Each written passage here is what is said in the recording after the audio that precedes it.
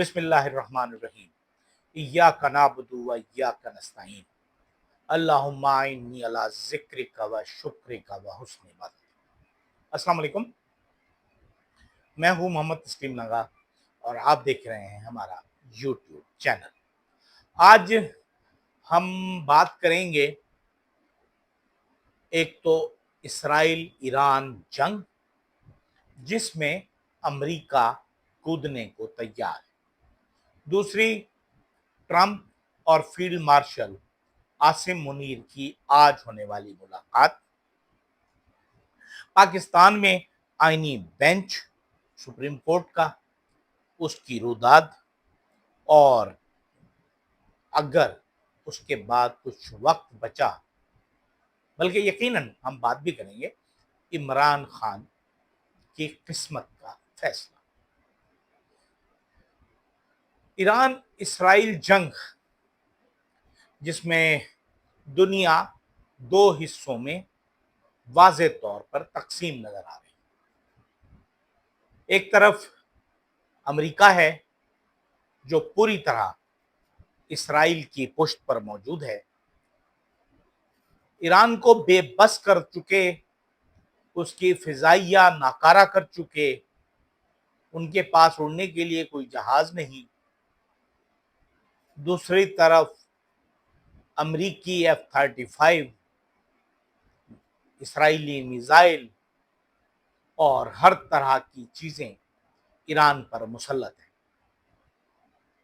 Iran का कितना नुकसान हुआ वो तो हम जानते हैं, और उससे ज्यादा भी हो सकता था और होगा, क्योंकि इस वक्त ईरान की मिसाल एक ऐसे जब कभी हम देखें कि जानवरों की लड़ाइयाँ होती हैं और ताकतवर जानवर जो है, खुसूसन जब रीछ और कुत्तों की लड़ाई होती है, तो रीछ को बांध दिया जाता है, उसकी जो नक्लो हरकत होती है वो महदूद कर दी जाती है और कुत्तों को खुला छोड़ दिया जाता है। और यही मिसाल इस वक्त ईरान और इसराइल की जंग है, जिसमें ईरान को एक लिहाज से ताकतवर जरूर है, लेकिन उसे रीच बना दिया गया है और वो भी कमजोर, बांध भी दिया गया है, हर तरह के मसाइल हैं उसके साथ। दूसरी तरफ से इसराइल जिसे खुली आजादी है, और न सिर्फ उसे खुली आजादी है, बल्कि दुनिया की ताकतवर तरीन शख्सियत डोनाल्ड ट्रंप इस वक्त भी अपने बयानात में फरमा रहे हैं कि ईरान को फौरी तौर पर हमारे साथ मुआहदे पर दस्तखत करनी चाहिए। अब अगर हम इन मुआहदों को देखें तो मुआहदों में यह कहा जाता है कि ईरान जो है वो एटमी हथियार बना रहा।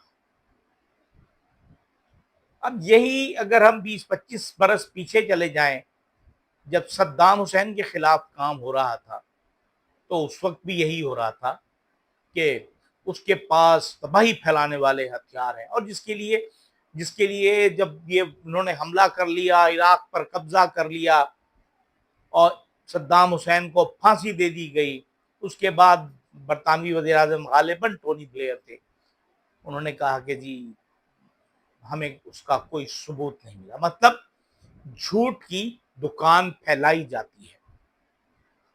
अब उस वक्त सद्दाम हुसैन चूंकि सुन्नी था, उस वक्त ईरान भी उसका मुखालिफ भी था, क्योंकि एक मुसलमानों में जो एक झगड़ा है सुन्नी शिया वाला, वो मुसलमानों की तबाही का सबसे बड़ा हथियार है।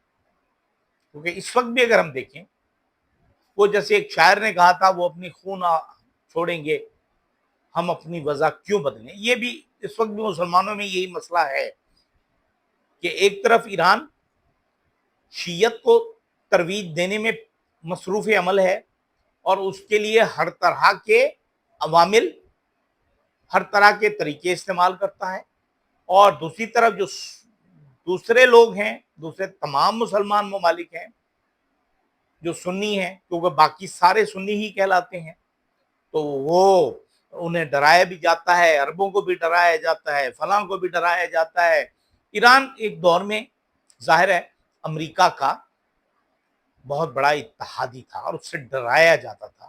عربوں کو ڈرا ڈرا کر انہیں اسلحہ بیچا جاتا تھا جب تک شاہ ایران رہے. اور شاہ ایران کے جانے کے بعد بات یہ ہوئی کہ جو بنیاد پرست یا مذہبی حکومت آئی اس کی وجہ سے بہت سے مسائل بھی اسلامی دنیا میں پیدا ہوئے, نفرتیں بھی پیدا ہوئی. اگر ہم پاکستان میں یا دنیا کے مختلف علاقوں میں دیکھیں تو سنی شیعہ فسادات بھی ہوتے رہے, اور ایران اپنی بہت سی حدود و قیود کو پھلانگتا بھی رہا.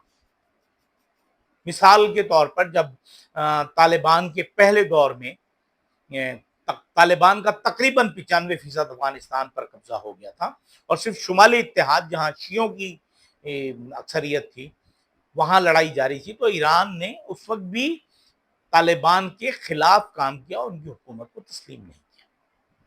مطلب یہ کہ اگر ہم یہ اندرونی لڑائی اپنی چھوڑیں گے نہیں تو ہم کہیں کامیاب نہیں ہوں گے. اس وقت ایرانی میزائل, اسرائیلی میزائل جو آ رہے ہیں, اردن بھی اسرائیل کا حمایتی ہے, عراق بھی ظاہر ان کی حکومت ہے, شام جو ایران کا حمایتی ہوا کرتا تھا بشار الاسد کی حکومت کے خاتمے کے بعد جو نئی رجیم آئی اسے یہی کہا گیا کہ وہ اب ایران کے خلاف ہے. اور اس وقت ان کے جو سربراہ ہیں انہوں نے کہا ہے کہ جی ہم ہر طرح سے فیسیلیٹیٹ کریں گے اسرائیل کو, کیونکہ یہ وہ صاحب ہیں جن پر کروڑوں ڈالر انعام ہوا کرتا تھا امریکہ کی جانب سے گرفتاری کے لیے, اب انہیں شام کا صدر بنا دیا گیا. مطلب یہ کہ ہمارے یہاں مسلمانوں میں مسلمان لارنس آف اریبیا کوئی نہیں پیدا ہوتا.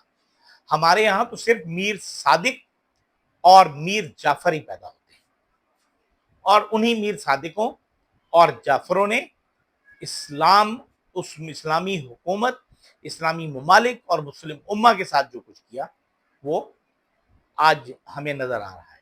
ایک طرف فلسطینی جو اپنی بے سر و سامانی کے باوجود ایک لڑائی لڑ رہے ہیں اور جھگڑوں کا شکار ہیں, شہادتیں دے رہے ہیں, کھانا کھانے کی لائنوں میں لگے ہوئے ہیں, ہسپتالوں میں انہیں مارا جا رہا ہے, لیکن ہماری مسلم امہ بالکل خاموش ہے اور منہ میں دہی جمانا تو چلیں 24 گھنٹے میں دہی جم جاتی ہے, 12 گھنٹے میں دہی جم جاتی ہے.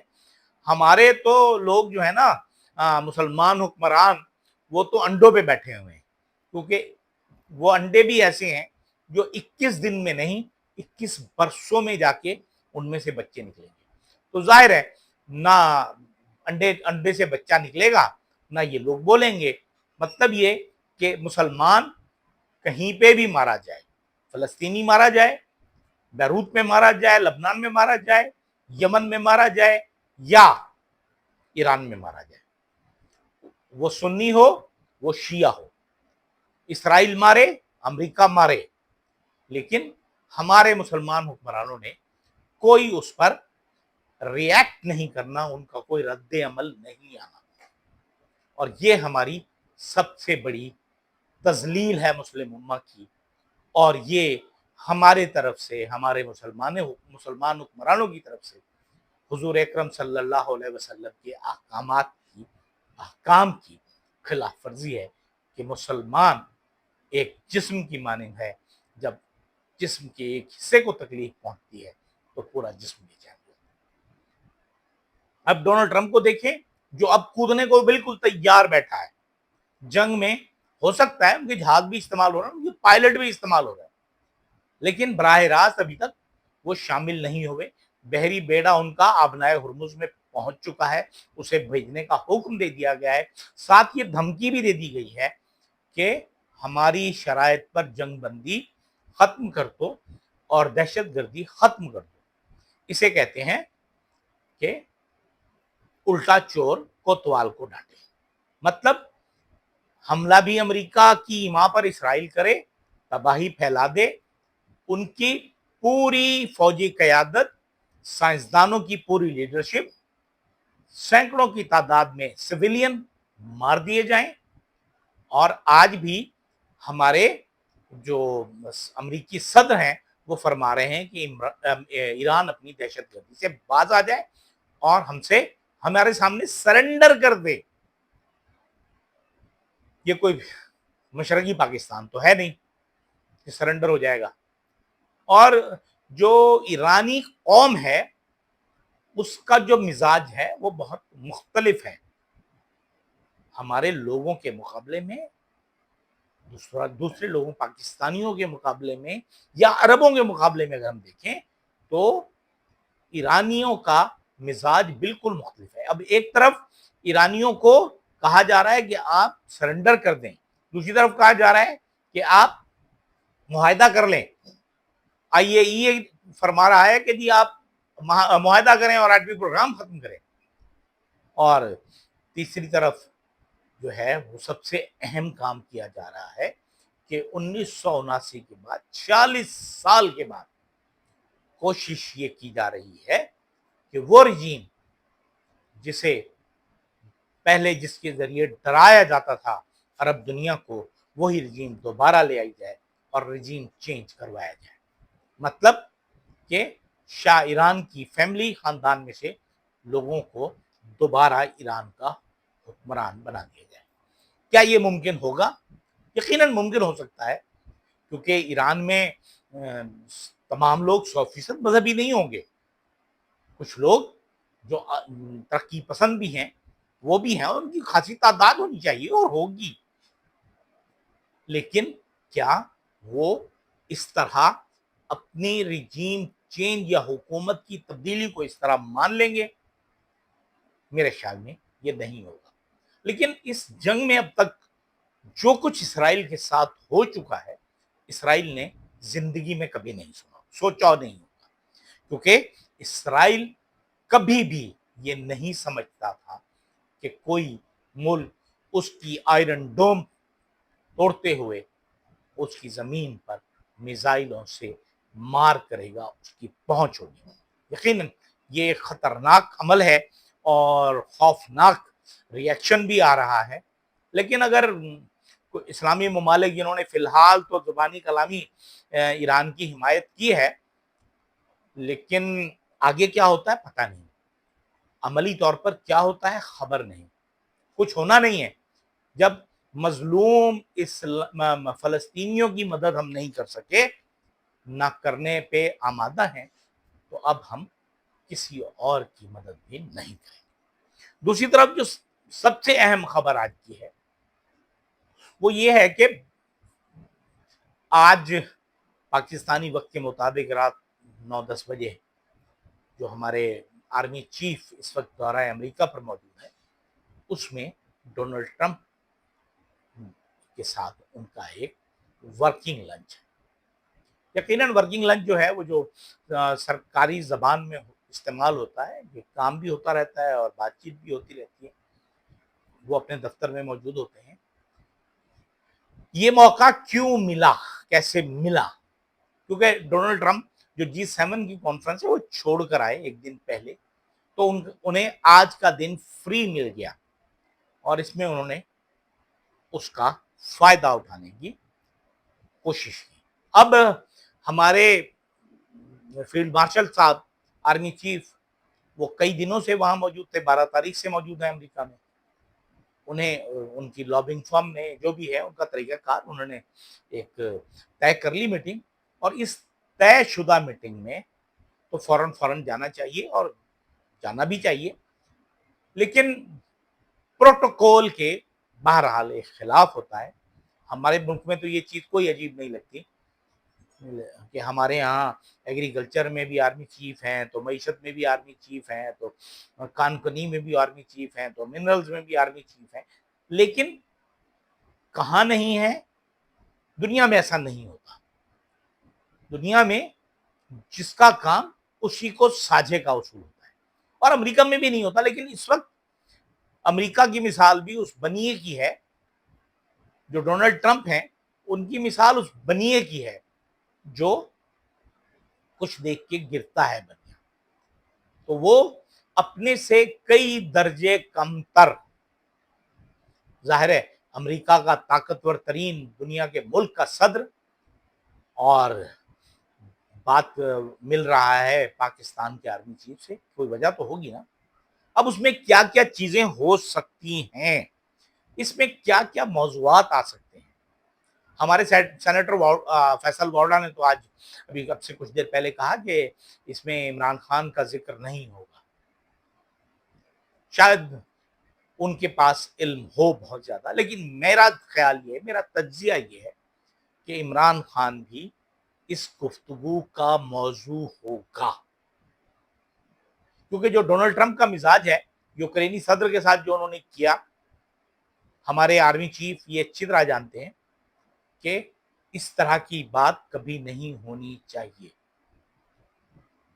کیونکہ ایک تو وہ تو صدر اور صدر تھے، یہاں تو ایک صدر ہے اور دوسرا آرمی چیف ہے، وہ بھی پاکستان جیسے ملک کا۔ اب اس میں پاکستان سے کیا مطالبات ہو سکتے ہیں؟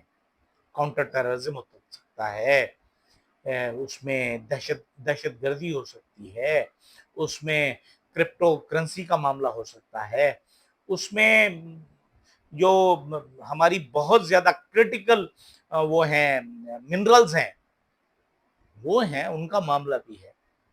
لیکن یہ جو چیزیں ہیں، یہ دینے کا اختیار یا یہ وعدہ کرنے کا اختیار کیا فیلڈ مارشل کے پاس ہے؟ اختیار کی بات ہو رہی ہے، طاقت کی بات نہیں ہے۔ کیا ان کے پاس یہ اختیار ہے؟ کیا ان کے پاس یہ مینڈیٹ ہے کہ وہ یہ تمام باتیں جا کر مانیں یا آفر کریں؟ لیکن بہرحال ڈونلڈ ٹرمپ تو ڈونلڈ ٹرمپ ہے، اور وہ جو چاہیں گے تو بلنٹ آدمی ہے نا، وہ تو ان کے تو جو مرضی میں آتا ہے وہ کہہ دیتے ہیں اور کر دیتے ہیں۔ پاکستان کے ساتھ جو ہماری کانفیڈنس ہے، کانفیڈنس بلڈنگ ہے، وہ بھی ایک بہت بڑا ایک کردار ہے اس سارے کھیل میں۔ لیکن بہرحال یہ چیزیں چلیں گی، اس پر ہم تھوڑی گفتگو اپنے اگلے حصے میں کریں گے، کیونکہ یہ ویلاگ بہت لمبا ہو رہا ہے۔ لیکن اس میں سب سے اہم چیز ہمیں دیکھنی ہوگی، میں اسی بات کو بھی ختم کرنا چاہ رہا ہوں کہ ایک طرف جو ہمارے آرمی چیف صاحب وہاں ہیں، 12 تاریخ سے گئے ہوئے ہیں، آج 18 تاریخ ہو گئی، 19 تاریخ ہونے کو ہی ہے، اور اگر یہ اتنا لمبا دورہ ہے، پہلے تو ہمیں پتہ بھی نہیں چلا کہ یہ دورہ ہے، آفیشیلی اناؤنس بھی نہیں ہوا، یہ سرکاری ہے غیر سرکاری، اس کا تو پتہ دور کی بات ہے، یہ آفیشیل اناؤنس ہی نہیں ہوا۔ آئی ایس پی آر نے کل اسے اناؤنس کیا، کل 2 دن پہلے اناؤنس کیا اور کہا کہ سرکاری دورے پر ہیں۔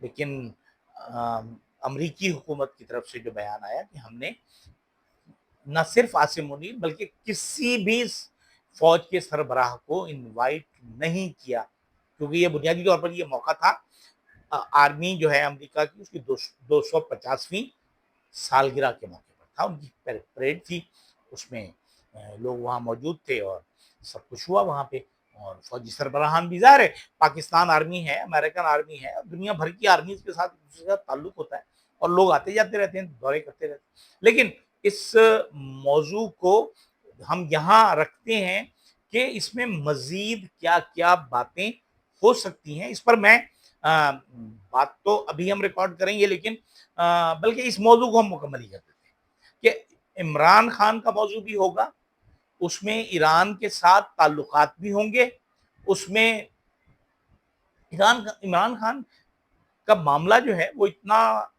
میرے حساب سے کوئی اتنا سیدھا اور سادہ نہیں ہے، کیونکہ اس وقت جس پوزیشن میں ہمارے آرمی چیف ڈونلڈ ٹرمپ سے ملاقات کر رہے ہوں گے، اس وقت ان کے پاس صرف 2 راستے ہیں بچنے کے، عمران خان کے معاملے پر جان چھڑانے کے۔ کہ سب سے پہلے آپ اسرائیل کی حمایت کریں، اسرائیل کو تسلیم کریں، اسے ریکگنائز کریں اور اس جنگ میں اسرائیل کے پارٹنر بنیں۔ وہ پارٹنر کس طرح سے؟ پریکٹیکلی تو یہ ممکن نہیں ہے، پریکٹیکلی یہ ممکن نہیں ہے، لیکن پھر بھی اگر ہم دیکھیں کہ ہم انہیں لاجسٹکس دے سکتے ہیں، انہیں فضائی روٹس دے سکتے ہیں، حتیٰ کہ اگر امریکہ چاہے تو وہ ہم سے فوجی اڈے بھی لے سکتا ہے، ہوائی اڈے بھی لے سکتا ہے، جیسے شمسی ایئر بیس جیک آباد والا کسی زمانے میں امریکہ کے پاس رہا اور وہاں لاجسٹکس آتی تھیں، جاتی تھیں، آتی تھیں، جاتی تھیں، ساز و سامان آتا تھا۔ اب ایسی صورتحال میں کیا ہوگا؟ کیا آرمی چیف ان معاملات کو طے کر پائیں گے؟ کیونکہ یہ فیصلے سیاسی زیادہ ہیں۔